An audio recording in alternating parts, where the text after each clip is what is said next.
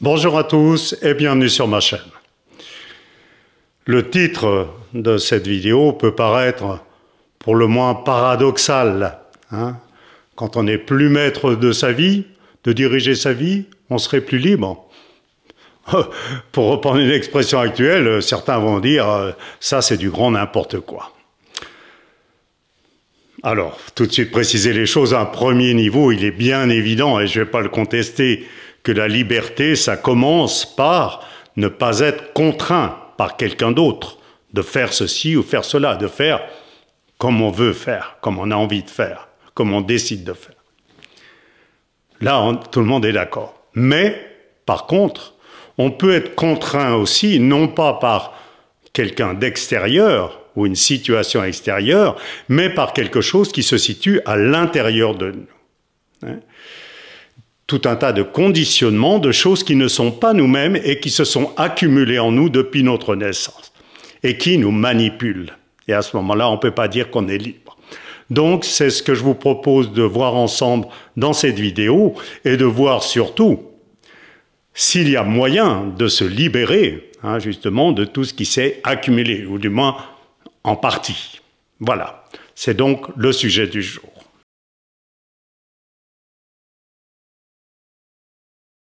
L'enfant, le petit enfant, est comme une éponge, on le sait, donc il absorbe tout ce qui l'entoure, de la même manière qu'il va absorber sa langue maternelle, sans l'apprendre, voire même deux langues, quand les parents sont bilingues. Et du coup, il va être très sensible à tout ce qui est envoyé par ses parents. Le premier conditionnement, c'est le conditionnement parental et socio-culturel, puisque les parents, ils appartiennent à une catégorie socio-culturelle, donc tout ça, ça va rentrer dans l'enfant. C'est un premier conditionnement qui est très profond, et sans doute celui dont on a le plus de mal à se débarrasser. Et puis ensuite, il y a la vie. Et il y a les marques de la vie qui laisse son empreinte, qui laisse des marques, notamment les choses qui ont été mal vécues au niveau physique ou au niveau psychique.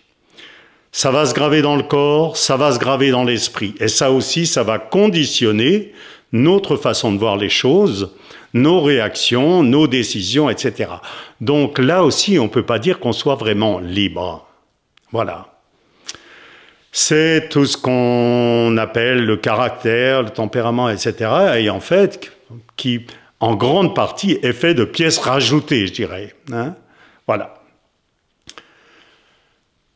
Alors, ça oui, mais comment est-ce qu'on peut en sortir? Donc, pas facile, sortir du jeu, sortir de ce qu'on appelle l'ego.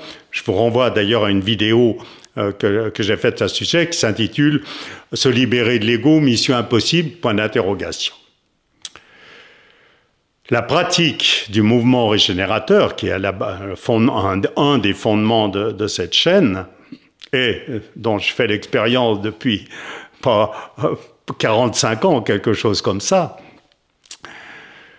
ne prétend pas, encore une fois, être la solution miracle. Mais, si je me permets d'en parler, c'est que, par expérience, on voit qu'elle peut effectivement avoir des effets réels. Et notamment, pour le sujet dont je parle actuellement, c'est-à-dire, non pas une libération complète de l'ego, mais quand même, un nettoyage intérieur qui permet, peu ou prou, d'évacuer tout un tas de mémoires psychiques, donc qui faussent notre jugement, qui faussent nos actions, etc. Je vous renvoie pour ça à la vidéo qui s'intitule « Quand le corps libère l'esprit de ses problèmes et du reste ». Voilà. Alors, ça, c'est dans la vie qu'on s'en rend compte. Ce n'est pas simplement de belles idées en l'air, c'est au quotidien. Donc, au quotidien, suite à la pratique, je le dis toujours, mais je le répéterai toujours, progressivement et à un rythme différent selon les différentes personnes, eh bien, effectivement, on constate que notre comportement dans la vie de tous les jours n'est plus tout à fait le même. C'est-à-dire qu'il y a toujours le jeu, quelque part, bien entendu, mais il n'occupe plus toute la place. Là, je vous renvoie à la vidéo qui s'intitule quand le jeu n'est plus seul aux commandes, hein, où j'explique qu'effectivement, on va être parfois très surpris, hein, de faire des choses spontanément, des choses qui nous précèdent. On agit, hein, et puis c'est complètement différent de nos façons de faire habituelles. L'entourage, d'ailleurs, c'est un bon juge, dira, mais là, je ne t'ai pas reconnu. Hein. Voilà. Et puis, parfois, donc il y a cette cohabitation, toujours, l'ego est toujours là, il occupe moins de place, et cette intelligence ou cette force qui n'est pas personnelle, qui agit donc, je dirais, à travers nous. Eh bien, des fois, je vais vous donner un petit exemple qui montre très bien, hein, comment se passe cette cohabitation, et que cette force non personnelle, parfois, elle peut couper la parole à notre impulsion personnelle, notre pensée, notre réflexion, notre jeu, notre fonctionnement habituel. L'exemple que je vais donner deux petits exemples personnels. Premier exemple, c'est dans ce qu'on appelle la chaîne d'activation. En début de séance de mouvement régénérateur, donc on est en cercle, on prend le poignet de son voisin de droite et on inspire tous ensemble au signal qui est donné par l'animateur. Dans les séances que j'anime, en l'occurrence, au signal que je donne. Donc, je dis 1, 2, 3, 1, 2, 3, inspirez. Donc, et puis à la fin, pareil, je donne le signal de fin. Donc, je dis inspiration, 1, 2, 3. Et puis, un petit exemple. Donc, j'étais en séance, on faisait la chaîne d'activation depuis un petit moment, puis dans ma tête, ça tourne. Hein. Je dis, oh, ben, ça commence peut-être à faire un peu longtemps, etc. Et j'étais en train de réfléchir et ça m'a coupé la parole, ça m'a coupé la pensée, c'est sorti de ma bouche. Inspiration, 1, 2, 3. Voilà un petit exemple de mon petit jeu qui continue, ah, est-ce que ceci... Et puis, quelque chose qui jaillit et qui ne dépend pas de lui. Autre petit exemple personnel, je devais mettre un flyer un jour de présentation du mouvement dans le casier d'un collègue et au dernier moment, je ne le fais pas. Et je le donne à quelqu'un d'autre. Et ça a eu une incidence, à ce moment-là, très forte sur sa vie. Cette personne traversait une mauvaise période et elle s'est mise à la pratique et ça l'a permis de s'en sortir. Deux petits exemples, donc, où cette force non personnelle va avoir plus de pouvoir que simplement notre jeu, ce à quoi on est habitué. Voilà. Donc ça, je vous renvoie à toutes les vidéos de la chaîne, j'allais dire, parce que toutes, elles montrent justement au quotidien tout ce que ça va changer. Alors, des actes qui vont être plus inspirés, etc., etc. Même si, encore une fois, ce n'est pas à 100%, bien entendu. Et puis, il y a des choses qu'on ne pourra plus faire. Alors là, on va dire, ben, merci la liberté. Hein?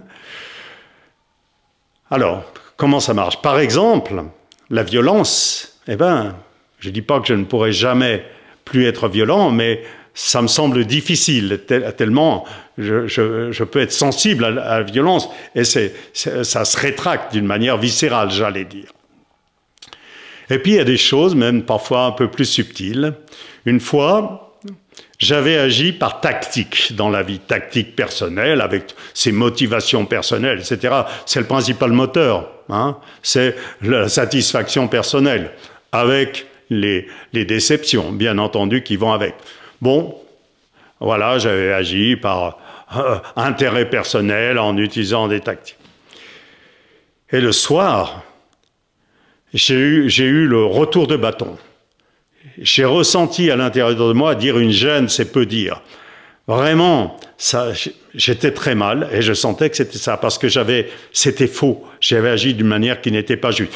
Pas parce que c'était contraire à ma morale, j'ai pas de morale, mais ça me gênait viscéralement et je me suis juré de ne jamais recommencer. Voyez. Donc, des choses qu'on ne peut plus faire vis-à-vis des autres, sans prétendre être toujours juste, etc., peut-être qu'on sera un petit peu plus juste, hein, et vis-à-vis de soi-même. Cette gêne, c'est un peu la même chose au niveau physique, je le dis dans une autre vidéo. quand le corps se resensibilise suite à la pratique, eh bien, on mange une pizza entière, on est tellement mal après qu'on se jure de ne pas recommencer. C'est un peu la même chose. Voilà. Donc, je ne vais pas développer davantage. Encore une fois, je vous renvoie aux autres vidéos de la chaîne qui montrent qu'au quotidien, tout ce que peut changer, donc l'apparition, ou du moins cette voix non personnelle, cette force non personnelle, cette intelligence non personnelle qui peut s'exprimer beaucoup plus fort. Ce que je voudrais dire aujourd'hui, c'est moduler un petit peu à ce niveau-là. Parce que ça, c'est une force universelle, là, hein, bien, à qui on peut donner toutes sortes de noms, mais peu importe. Mais elle s'exprime dans telle personne donnée, dans telle autre personne donnée. Et à chaque fois, elle va s'exprimer différemment. Chaque personne est différente. Pas seulement au niveau de son ego, au niveau de son caractère. Ça, on a vu il y a 2 minutes à quel point c'était pas nous-mêmes, ou du moins en grande partie, c'était des choses rajoutées.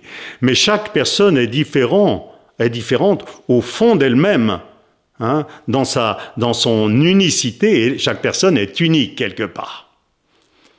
Mais encore une fois, ça n'a rien à voir avec les différences qu'on connaît tous. Hein. Un tel, il agit comme ça, tel caractère, un tel. Non. Mais on est unique quand même. Et on va découvrir petit à petit en quoi on est unique. D'abord, on est unique déjà au niveau d'une tendance corporelle et, je dirais, psychocorporelle congénitale. C'est ce que Harushika Noguchi, donc le fondateur de la pratique du mouvement régénérateur, Katsugon Hondo, a appelé les taiyeki, c'est-à-dire les types physiques. C'est très complexe et je vais juste essayer de résumer très rapidement. Grosso modo, il y a 5 familles, hein, il y a 5 types qui se traduisent au niveau de la morphologie. Il y en a qui sont plus fins, plus allongés, le visage plus allongé, développé à l'arrière, pas développé, d'autres qui sont plus ronds, hein, etc. Et ça a une incidence à tous les niveaux, hein, et au niveau du comportement. Alors, sans rentrer dans trop de détails, prenons le numéro 1, c'est le type actif.